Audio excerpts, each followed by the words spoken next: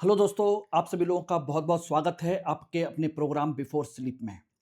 आज हम लोग बात कर रहे हैं डे नंबर 24 यानी कि डे 24 की। यानी कि आज के सबसे इम्पोर्टेंट और बिल्कुल बहुत ज़्यादा हाइलाइटेड करंट अफेयर के वो टॉपिक जो आप लोगों से जनरली छूट सकते हैं।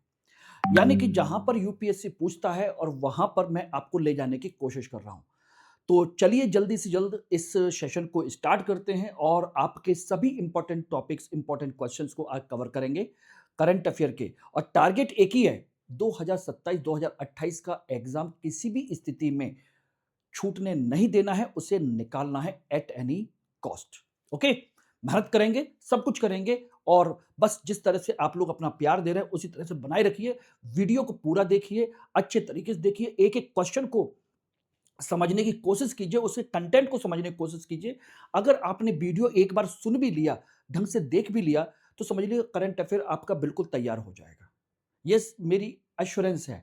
और ध्यान रखिएगा, अगर इसको नोट कर लिया तो आपके रिजल्ट आपके फेवर में आ जाएंगे। यानी कि आपका नोट्स भी बन जाएगा, रिवीजन के लिए सबसे बेहतरीन तरीका भी बन जाएगा। अब आप समझ लीजिए आपको क्या करना है। ओके, तो चलिए इसको सेशन को स्टार्ट करते हैं। और किसी तरह का कोई भी डाउट हो तो मुझे यहाँ पर कवर कर लीजिएगा। ये मेरा कॉन्टैक्ट डिटेल है और ये मेरी वो चीज़ है जिसके बिहाफ पर मैं आप लोगों से कहता हूँ कि मेरी गाइडेंस में रहिए, सिलेक्शन आपका ज़रूर होगा। क्योंकि जो खुद सिलेक्शन ले चुका है, 3-3 बार आईएएस का इंटरव्यू दे चुका है, आप लोगों को वहाँ तक बिल्कुल लेके जा सकता है जहाँ पर आप सपना देखते हो।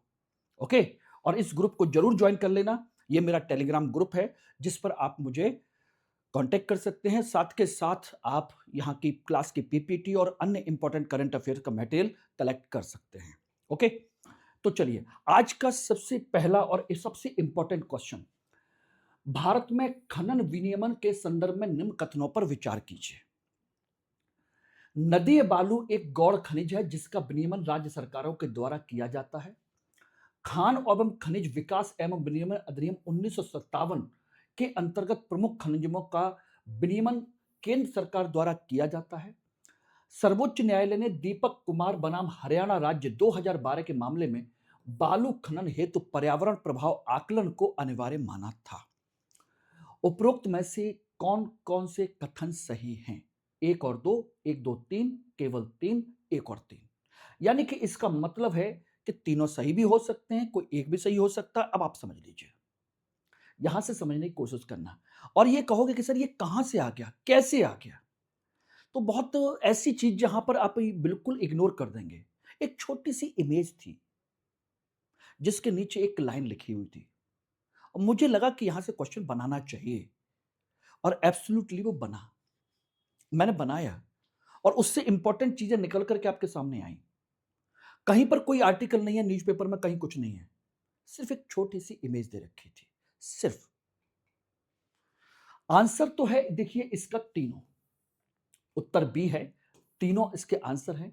पहला कथन नदी वालू गौड़ खनिज की श्रेणी में रखा गया है और इसका विनियमन राज्य सरकारों के द्वारा किया जाता है। गौड़ खनिज यानी कि सेकेंडरी मिनरल, ठीक है ना? ओके, एमएमडीआर अधिनियम 1957 के अंतर्गत प्रमुख जो खनिज होते हैं, गौड़ नहीं, प्रमुख खनिज, उनके संबंध में निर्णय लेने का अधिकार केंद्र सरकार का होता है, राज्य सरकार का नहीं होता। स्टेटमेंट सही है। तीसरा भी बिल्कुल सही है। दीपक कुमार बनाम हरियाणा राज्य 2012 में सर्वोच्च न्यायालय ने कहा कि अनियंत्रित बालू खदन, खदान जो नदियों से बालू वगैरह निकालते हैं, उससे हमें क्या देखना चाहिए? पर्यावरणीय प्रभाव को देखना चाहिए, साथ के साथ ईआईए की आवश्यकता, पहले की यानी कि एनवायरमेंट इंपैक्ट असेसमेंट हमारा प्रॉपर होना चाहिए, तभी हमको इसकी परमिशन देनी चाहिए। ये सारी चीजें उस डिसीजन में आई थी। तीनों स्टेटमेंट गलत बिल्कुल सही है। ऐसा क्यों हुआ? अभी हाल ही में आंध्र प्रदेश के प्रकाशम जिले में बेम्पाडू गांव में एक पालेरू नदी है, पालेरू नदी, और उसकी पालेरू नदी से भारी वाहनों और एक्सकेवेटर्स के द्वारा अत्यधिक बालू खनन के कारण कृषि भूमि तक पहुंचना असंभव हो गया है, क्योंकि वो नदी को इन्होंने बालू निकाल ली। अब उसकी वजह से अब सोचिए नदी को पार कैसे किया जाए, खेतों तक जाया कैसे जाए। किसान अधिकारियों से हस्तक्षेप की मांग कर रहे हैं और यह तस्वीर भारत में अनियंत्रित बालू खनन के व्यापक संकट को उजागर करती है। पालेरू नदी कौन सी है? पालेरू नदी को ध्यान रखिए, कृष्णा की सहायक नदी है आंध्र प्रदेश तेलंगाना में। तो यह भी आपका क्वेश्चन बन सकता है, पालेरू नदी कहां पर है और किसकी सहायक नदी है। तो ये भी एक क्वेश्चन बन सकता है। और ध्यान रखिएगा, बालू जो है विश्व में पानी के बाद सबसे ज्यादा उपभोग किया जाने वाला प्राकृतिक संसाधन है। Yes, it is the second largest resource after water utilise in the world. Yes, ध्यान रखिएगा। तो क्लियर हो गया। मैंने पहले ही कहा कि हर क्वेश्चन को ध्यान से सुनिएगा। हर क्वेश्चन में बहुत सारी चीजें हैं, ऐसी चीजें जहां पर आप सोच नहीं सकते हैं। मैंने उन्हीं को कवर करने की कोशिश की है। अगला है राष्ट्रीय अनुसूचित जाति आयोग NCSC, national commission on scheduled caste के संदर्भ में निम्न कथनों पर विचार करें। इसकी स्थापना संविधान के अनुच्छेद 338 के तहत की गई। इसका अध्यक्ष सदस्यों की नियुक्ति प्रधानमंत्री करते हैं। एनसीएससी के पास सिविल न्यायालय जैसी शक्तियां, जैसे जांच के दौरान साक्ष्य बुलाने की शक्ति है। एनसीएससी की वार्षिक रिपोर्ट राष्ट्रपति को सौंपी जाती है और संसद के दोनों सदनों में रखी जाती है। कितने कथन सही हैं? 1, 2, 3 और सभी 4। कितने कथन सही हैं? तो आपको बता दें कि अभी हाल ही में इसको लेकर के काफी बड़ा विवाद रहा है। कैसे रहा है कि एक राज्य में वाल्मीकि जो लोग हैं उनको लेकर के जातिगत शब्दों का इस्तेमाल किया गया जनगणना के समय में, और इसकी शिकायत की गई। जब शिकायत की गई तो फिर इन्होंने उसको बुलाया, वहां पर उन सब लोगों की सर्वे किया, सारी चीजें की कि किन किन लोगों ने वाल्मीकि समुदाय के लोगों को गलत शब्दों से उनको नाम लिखा है। तो ये इसलिए चर्चा में आया, ये इन्होंने बुला लिया। यानी कि ये बिल्कुल शक्ति सही है, सिविल न्यायालय ये शक्ति है कि किसी को भी जांच के लिए बुलाया जा सकता है। और ध्यान रखना, ये एक संवैधानिक आयोग है, इसकी नियुक्ति प्रधानमंत्री नहीं करते, राष्ट्रपति करता है, और रिपोर्ट राष्ट्रपति को सौंपी जाती है। उसके बाद संसद के दोनों सदनों में रखी जाती है। और ये भी अनुच्छेद बिल्कुल सही है, अनुच्छेद 338 के तहत ही इसका गठन किया गया है। तो 3 सही हैं, 1, 2 और 3, यानी केवल 3 सही हैं, चारों सही नहीं है। तो ये आपका गलत है, प्रधानमंत्री नहीं करते। 1, 3 और 4, यानी कि उत्तर बी, सॉरी, हाँ, बी नहीं बल्कि सी ये रहा। 1, 3 और 4, 3 स्टेटमेंट सही है, बिल्कुल सही है। ये रहा, ये भी सही है। तीसरा गलत है, तीसरा भी सही है, दूसरा ये गलत है, और चौथा राष्ट्रपति को रिपोर्ट सौंपी जाती है, बिल्कुल सही है। ये रहा गलत। अनुसूचित जाति जनजाति ने पंजाब में जनगणना संचालक के निदेशक और राज्य सामाजिक न्याय विभाग को नोटिस जारी किया है। शिकायत है कि 2027 के सेंसस के समय स्वगणना वेबसाइट पर वाल्मीकि समुदाय के लिए अपमानजनक शब्दों का प्रयोग किया गया है। ठीक है ना? और ये शब्द SC/ST प्रिवेंशन एक्ट के तहत निषिद्ध हैं, और NASC ने 15 दिन के अंदर उनसे रिपोर्ट मांगी है। अनुच्छेद 338 के तहत संविधान संशोधन 65वां संविधान संशोधन के तहत इसका गठन किया गया। और पहले एक आयुक्त होता था, अब ये पूर्ण आयोग है। इसमें बाकायदा 3 आयोग होते हैं। सिविल न्यायालय जैसी शक्तियां होती है, बिल्कुल सही है। जांच करना, केंद्र राज्य को रिपोर्ट सौंपना, बिल्कुल सही है। इसमें एक अध्यक्ष, एक उपाध्यक्ष, 3 अन्य सदस्य होते हैं। राष्ट्रपति द्वारा नियुक्त होता है, 3 साल का इसका कार्यकाल होता है। इसको आप नोट कर सकते हैं। इस तरीके से देखिए, करंट का और करंट का बैकग्राउंड का क्वेश्चन पूछा जाता है। करंट में क्या है और बैकग्राउंड क्या है, तो दोनों चीजें आपको कवर होनी चाहिए। यहीं से क्वेश्चन बनते हैं। इसलिए मैं कहता हूं कि करंट अफेयर अगर आपका तैयार है तो ये डेफिनेट सी बात है कि आपको क्लियर हो जाना चाहिए कि 60-70% आपको क्वेश्चन मिल जाएंगे, सिलेक्शन हो जाएगा प्री में, आपका क्वालिफाई कर जाओगे, मैं एश्योर करता हूं। ढंग से कर लीजिए इसको। और तीसरा स्टेटमेंट है अभिकथन। शांति एक्ट 2025 में परमाणु दुर्घटना की स्थिति में देनदारी को सीमित करना और आपूर्तिकर्ता को देनदारी से मुक्त करना अनुच्छेद 21 जीवन के अधिकार का संभावित उल्लंघन है। सुप्रीम कोर्ट ने ओलियम गैस लीक केस 1986 में एब्सोल्यूट लायबिलिटी यानी कि पूर्ण उत्तरदायित्व का सिद्धांत स्थापित किया था, जिसके अनुसार खतरनाक उद्यम की देनदारी असीमित होनी चाहिए। अगर कोई खतरनाक उद्यम है तो वहां पर जिसने इस उद्यम को लगाया उसकी जो देनदारी है, उसकी जो लायबिलिटी है, वो असीमित होनी चाहिए। जितना नुकसान होगा उसको पूरा भरना पड़ेगा। इसमें कोई अपवाद नहीं होना चाहिए, क्योंकि अनुच्छेद 21 नीतिगत सुविधा के लिए बलि नहीं चढ़ सकता, यानी कि जीवन का अधिकार है और उसके लिए किसी तरह की कोई चीज नहीं हो सकती। तो बताइए कौन से कथन सही हैं? ए और आर दोनों सही हैं। आर ए की सही व्याख्या करता है, सही है। आर ए की व्याख्या नहीं करता है। ए सही है, आर गलत है, ए गलत है, आर सही है। बताइए कौन सा इसमें कंसेप्ट सही है? बताइए। अभी हाल ही में एक आपकी रिट याचिका दायर की गई अनुच्छेद 21 के तहत। सुप्रीम कोर्ट ने इसके लिए रिपोर्ट मंगाई है कि वो जुलाई में इसकी सुनवाई करेंगे। समझ लीजिएगा। और किसको लेकर के? शांति एक्ट। अब शांति एक्ट क्या है, ये इंपॉर्टेंट है। आंसर तो देखिए बिल्कुल सही है। शांति एक्ट आपकी परमाणु ऊर्जा में प्राइवेट सेक्टर को परमिशन देने से संबंधित है। अभी तक परमाणु ऊर्जा के तहत हम केवल सरकारी कंपनी, सरकारी व्यवस्था ही इसमें अपना सारा काम कर सकती थी। प्राइवेट कंपनी कोई भी एप्लीकेबल नहीं थी। ध्यान रखना। तो ए और आर दोनों सही हैं। न्यायालय ने, सर्वोच्च न्यायालय ने Shanti act, sustainable harnessing and advancement nuclear technology for transforming India act 2025 को चुनौती दी गई है। बिल्कुल सही है। इस याचिकाकर्ता एक सेवानिवृत्त आईएएस है। उसका तर्क है कि यह अधिनियम निजी और विदेशी कंपनियों को परमाणु संयंत्र संचालित करने की अनुमति देता है। ठीक है। दुर्घटना की स्थिति में देनदार को 4,000 करोड़ से भी कम पर सीमित कर दिया गया है। यानी कि अगर कोई दुर्घटना होती है तो 4,000 करोड़ रुपए से कम आपको देनदारी देनी होगी। पूरी नहीं, 4,000 करोड़ से कम। ठीक है ना, जो एब्सर्डली लो है, यानी कि बहुत ही कम है। सीजीआई सूर्यकांत ने की 3 सदस्यीय पीठ ने इसे संवेदनशील विधायी नीतिगत मुद्दा बताते हुए जुलाई के दूसरे सप्ताह के लिए सूचीबद्ध कर दिया है। अब ये एक्चुअली में है क्या? देखिए, निजी विदेशी कंपनियों को भारत में परमाणु संयंत्र संचालन करने की अनुमति एटॉमिक एनर्जी एक्ट 1962 में संशोधन करने के बाद दी गई है, जब बनाया गया है आपका कौन सा? शांति एक्ट। इससे पहले कानून कौन सा था? Civil liability nuclear damage act 2010। इसमें कंडीशन ये दी गई थी कि देनदारी कानून पूरी तरीके से जिसकी है वही निभाएगा। अब शांति एक्ट में इसे प्रतिस्थापित कर दिया गया है कि यानी इसकी जगह पर कौन सा आ गया? शांति एक्ट आ गया। और ओलियम गैस लीक केस 1986 में हुआ था, उसमें MC Mehta versus union of India ने इस केस के माध्यम से कहा था कि एब्सोल्यूट लायबिलिटी का सिद्धांत दिया गया कि खतरनाक उद्योगों में असीमित क्षतिपूर्ति होनी चाहिए। और यह अनुच्छेद 12 के तहत विस्तार दिया गया कि सुप्रीम कोर्ट ने खतरनाक गतिविधियों में लगी निजी कंपनियों को भी अनुच्छेद 12 के तहत राज्य की श्रेणी में शामिल किया था। यानी खतरनाक उद्योगों में लगी हुई निजी कंपनियां भी राज्य की श्रेणी में आएंगी।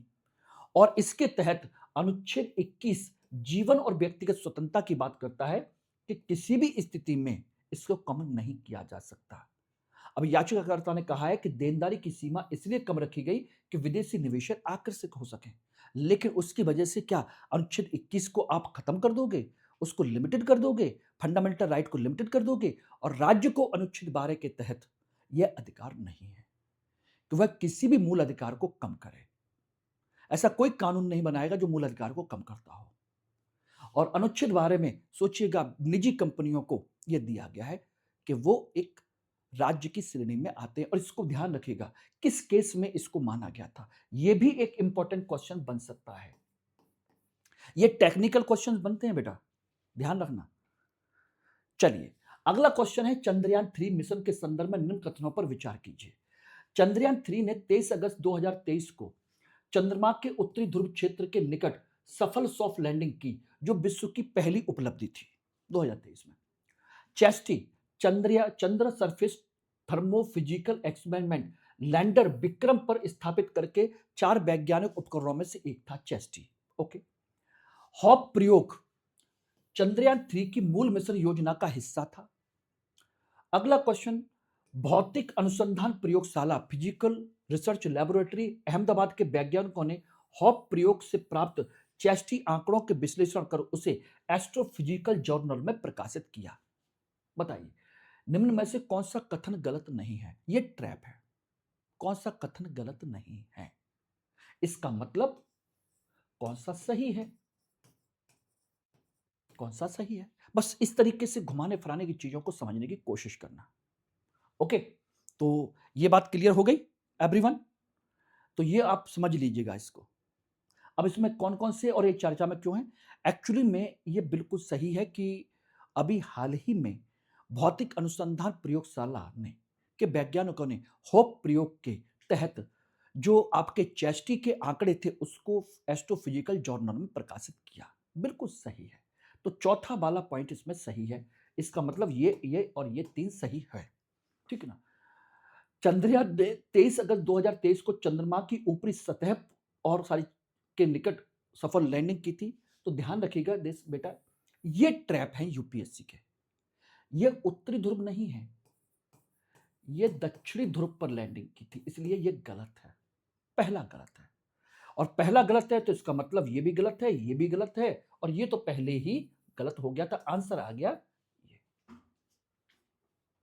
इसका मतलब है हॉप प्रयोग चंद्रमा की चंद्रयान 3 की मूल योजना का हिस्सा था नहीं, ये बाद में जोड़ा गया था। ये रहा केवल सी 2 और 4। कथन पहला गलत है, यह उत्तरी नहीं दक्षिणी पर। दूसरा स्टेटमेंट सही है, चेस्टी विक्रम पर 4 मूल जो पेलोड थे उनमें से एक था। कथन 3 यह गलत है, हॉप प्रयोग मूल मिशन की योजना का भाग नहीं था, यह मिशन की सफलता के बाद अतिरिक्त परीक्षण के लिए किया गया था। कथन 4 सही है, बिल्कुल इसके आंकड़े अभी एस्ट्रोफिजिकल जर्नल में प्रकाशित किए गए हैं। यस, तो ये सारी चीजें आपकी बिल्कुल क्लियर हैं जो मैंने आपको समझा दी। अब ये क्यों चर्चा में है? 4 सितंबर 2023 को किए गए हॉप प्रयोग पर आधारित नए शोध एस्ट्रोफिजिकल जर्नल में प्रकाशित हुए हैं। और किसने किए हैं? फिजिकल रिसर्च लैबोरेटरी अहमदाबाद ने। ये रहे, और इसमें बताया गया है कि चंद्रमा की ऊपरी सतह 2 अलग अलग परतों में विभाजित है, यानी कि 2 अलग अलग लेयर हैं, यानी कि रेगोलिथ है। ये उसने बता दिया। तो ये बहुत बड़ा प्रयोग है हमारे लिए, बहुत बड़ी अचीवमेंट है इंडिया के लिए। ओके, चलिए अगला क्वेश्चन आते हैं। निम्नलिखित कथनों पर विचार कीजिए। जॉन वॉल्फ इफेक्ट सौर पवन चुंबकीय क्षेत्र की अंतःक्रिया से संबंधित है। यह प्रभाव केवल उन ग्रहों पर संभव है जिनके पास पृथ्वी जैसा मजबूत वैश्विक चुंबकीय क्षेत्र हो। मैबिन मिशन ने मंगल ग्रह पर इस प्रभाव के प्रमाण खोजे हैं। कौन सा कथन सही है? केवल 1 और 2, 1 और 3, 2 और 3, 1 2 3। बताइए। अब ये सोचिएगा, इसकी एक इमेज दे रखी है प्रॉपर तरीके से। आर्टिकल आपका थोड़ा सा एक आर्टिकल दे रहा है जिसको आपको समझना चाहिए और वहां से पकड़ना चाहिए, ग्रिप लेनी चाहिए कि यूपीएससी कहां से क्वेश्चंस उठाता है और कैसे द हिंदू आपके लिए बहुत इंपॉर्टेंट बन जाता है। ये बिल्कुल आंसर है बी। बी बोले तो आपका 1 और 3, ये बिल्कुल गलत है। यानी कि पृथ्वी जैसा जिसके पास चुंबकीय क्षेत्र हो तभी ये करेगा, ऐसा नहीं है। क्योंकि मैविन मिशन ने मंगल ग्रह पर इसके प्रभाव खोजे हैं और मंगल ग्रह पर कोई भी चुंबकीय क्षेत्र नहीं है, इसलिए ये गलत है। ये दोनों सही है। ये रहे, solar wind magnetic field interaction से जुड़ा हुआ बिल्कुल सही है। मंगल पर मौजूद वैश्विक चुंबकीय क्षेत्र नहीं होने के बावजूद इसका प्रभाव पाया गया, इसलिए गलत हो गया। और मैविन मिशन ने इसके प्रमाण खोजे हैं जहां पर किसी प्रकार का कोई चुंबकीय क्षेत्र है ही नहीं। और ये किसका मिशन है? मैविन मैविन मिशन है नासा का। Mars atmosphere and volatile evolution mission ने मंगल ग्रह पर इसके प्रभाव के प्रमाण खोजे हैं और यह अध्ययन नेचर कम्युनिकेशंस में प्रकाशित हुआ है। विशेष महत्व इसलिए है क्योंकि मंगल के पास पृथ्वी जैसा मजबूत वैश्विक चुंबकीय क्षेत्र नहीं है, इसके बावजूद वहां जटिल चुंबकीय घटनाएं पाई गई हैं जो सोचिए वैज्ञानिकों को वहां के वायुमंडल अंतरिक्ष मौसम को समझने के लिए काम आ सकता है। जॉन वॉल्फ इफेक्ट क्या है? ये इफेक्ट वही है, अंतरिक्ष भौतिकी से जुड़ी एक घटना है जिसमें सौर पवन के आवेशित कण यानी कि जिन पर आवेश होता है किसी ग्रह के चुंबकीय क्षेत्र में के पास पहुंचकर दबाव अंतर के कारण, जो आपका प्रेशर वाला कंसेप्ट होता है, के कारण मुख्य प्रभाव से हट जाते हैं, प्रेशर की वजह से साइड से हट जाते हैं। इसका मतलब है चुंबकीय क्षेत्र है, साइड से निकल जाता है। यह इस प्रक्रिया के कारण चुंबकीय क्षेत्र के निकट कणों का घनत्व कम हो जाता है और कम घनत्व का क्षेत्र बनता है। यही जॉन वॉल्फ इफेक्ट कहलाता है। यह साइंस एंड टेक का क्वेश्चन है। ओके, अगला क्वेश्चन है question number 6। Kanha tiger reserve में सीडीवी कैनाइन डिस्टेंपर वायरस से बाघों की मृत्यु एक गंभीर संकट है जो वन हेल्थ दृष्टिकोण की अनिवार्यता को रेखांकित करता है। यह पालतू आवारा कुत्तों से वन्य मांसाहारियों में फैलता है। रिजर्व की बफर जोन में अनियंत्रित कुत्तों की उपस्थिति मानव बस्ती और वन्यजीव आवास के इंटरफेस को रोक सेतु का काम करती है। जिसे केवल एकीकृत मानव पशु पर्यावरण स्वास्थ्य नीति से ही नियंत्रित किया जा सकता है, यानी कि एक वन हेल्थ वाला कंसेप्ट, एकीकृत मानव पशु पर्यावरण स्वास्थ्य से किया जा सकता है। सही विकल्प चुनिए। अब ये क्वेश्चन क्यों बना है? क्योंकि अभी हाल ही में कान्हा टाइगर रिजर्व मध्य प्रदेश में 6 टाइगर मारे गए और बीमारी क्या थी? ये वाली। और ये बीमारी किसमें होती है? आवारा और पालतू कुत्तों में। और ये पालतू कुत्ते कहाँ होते हैं? मनुष्यों के पास। उनमें ये बीमारी होती है। उन बीमारी वाले कुत्ते क्या होते हैं? घूम-घाम करके जंगल में बफर ज़ोन के अंदर घुस जाते हैं, जहाँ पर टाइगर इनको खा जाते हैं, उनमें ये बीमारी लग जाती है। तो इस तरीके से इसके लिए कंसेप्ट दिया गया और इस तरीके से देखा जाए तो ये दोनों बिल्कुल सही हैं। ये रहा, बिल्कुल सही है। ये रहा, कान्हा टाइगर रिजर्व में 1 माह में छठा बाघ संदिग्ध कैनाइन डिस्टेंपर वायरस से मारा गया है। इसका नाम था मोहनगांव बीट कंपार्टमेंट के 156वें कंपार्टमेंट में मृत मिला है। पोस्टमार्टम में गंभीर फेफड़ों के संक्रमण पाया गया और सीडी भी कुत्तों से अन्य मांसाहारियों में फैलता है कैनाइन डिस्टेंपर वायरस। ये रहा, ये कुत्तों का रोग है, लेकिन बाघ, शेर, तेंदुओं में भी घातक हो जाता है।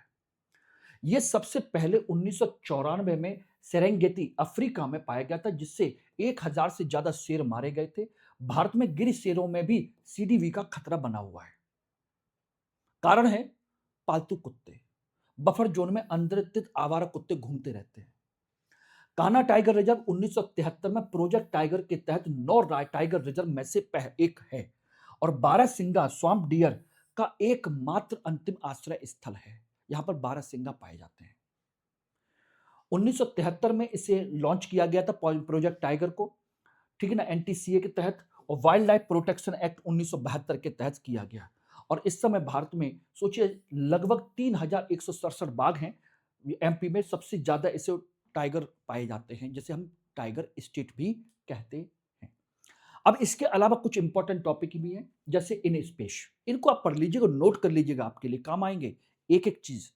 मैं बेशक इसके एमसीक्यूज नहीं देता हूं, लेकिन आपको नोट्स बनाने के लिए कंटेंट आपको मिल जाता है, आपको भटकने की जरूरत नहीं है। इन स्पेस, हाल ही में इन स्पेस के नेतृत्व में भारतीय अंतरिक्ष प्रौद्योगिकी कंपनियों का एक प्रतिनिधिमंडल ने स्पेस मीटिंग वेनेटो 2026 में भाग लिया था। इस दौरान भारत की 9 निजी अंतरिक्ष कंपनियों ने अन्य अनेक अंतरराष्ट्रीय साझेदारियां और सहयोग समझौते किए। यह भारत के निजी अंतरिक्ष क्षेत्र की बढ़ती वैश्विक उपस्थिति को दर्शाता है। अब इन स्पेस का पूरा नाम क्या है? Indian national space promotion and authorisation centre है। यह अंतरिक्ष विभाग के अंतर्गत काम करने वाली एक स्वायत्त, स्वतंत्र और एकल खिड़की नोडल एजेंसी है। किसके तहत काम करती है? ये रहा, डिपार्टमेंट ऑफ स्पेस के तहत। इसकी स्थापना भारत में अंतरिक्ष क्षेत्र में सुधारों के बाद निजी क्षेत्र की भागीदारी को बढ़ाने के लिए की गई है कि भाई तुम निजी क्षेत्र को बढ़ावा दो।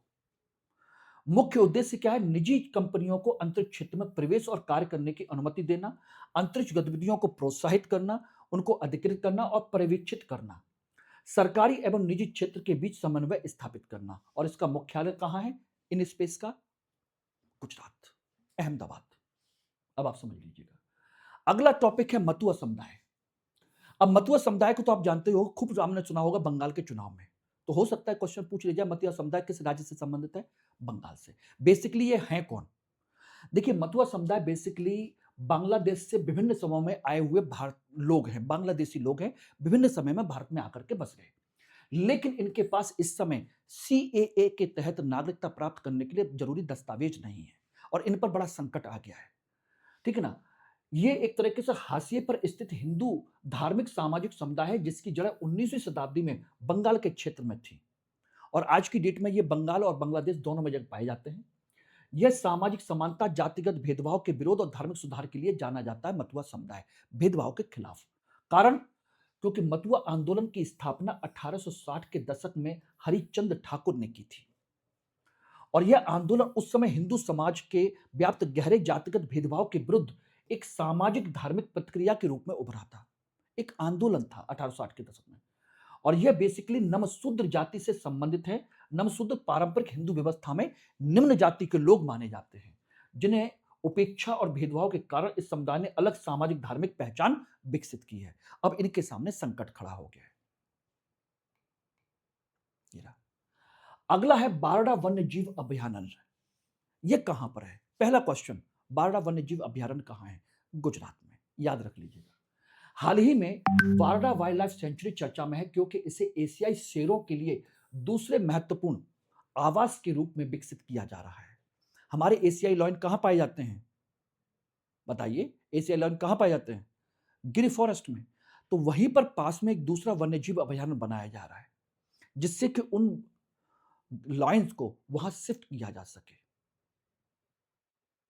क्योंकि एक ही में उनको रखना बड़ा मुश्किल है, क्योंकि गिर वन में केंद्रित पूरी जंगली शेर आबादी पर निर्भरता कम करना और विलुप्त होने के जोखिम को घटाना, वही बचा के रखो इनको। यह गुजरात के वारडा पर्वतीय क्षेत्र में स्थित महत्वपूर्ण वन्यजीव अभयारण्य है, पोरबंदर के निकट है और स्थानीय रूप से इसे जाम बारडा कहा जाता है। यह बेसिकली जामनगर और बंदर, पोरबंदर के राजघरानों का निजी शिकार क्षेत्र हुआ करता था। यह इसका अधिकांश भाग कैसा है? पहाड़ी क्षेत्र है। नदियां हैं यहां पर, प्रमुख रूप से बिलेश्वरी नदी है, जोगरी नदी है, कुछ बांध भी हैं, खंबाला बांध, फोदारा बांध, ये यहां पर बने हुए भी हैं। इसलिए इस क्षेत्र में इनको रखने की प्रयास किया जा रहा है और यहां पर कई सारी पारंपरिक जो जनजातियां वो भी रहती हैं। ये रही आपकी मालधारी, भरवाड़, रवारी, गढ़वी, ये आपकी जनजातियां। इनसे भी क्वेश्चन पूछा जा सकता है कि ये जनजाति कहां पर निवास करती हैं, ये भी हो सकता है। कंडीशन ये है कि गिरवारडा परियोजना, गुजरात सरकार ने 1979 में गिरवारडा परियोजना लागू की थी। उद्देश्य था कि बारडा को एशियाई शेरों का दूसरा सुरक्षित आवास बनाना था और यह गुजरात का पहला पूर्ण संरक्षित सैटेलाइट लॉयन हैबिटेट है और इसीलिए चर्चा में, इसको अब डेवलप करने के लिए और तेजी से काम किया जा रहा है और इसीलिए चर्चा में आया है। तो उम्मीद करता हूं कि आज के ये सभी इंपॉर्टेंट टॉपिक आपको समझ में आए होंगे और इसको आप लोग अच्छे तरीके से देख लीजिएगा। लेकिन हाँ, वीडियो को लाइक, शेयर, सब्सक्राइब करना मत भूलिएगा जिन लोगों ने नहीं किया है। आप लोगों का यही प्यार तो मेरे लिए काम करता है। ध्यान रखिए, नोट्स बनाइए, तैयार करिए। धन्यवाद।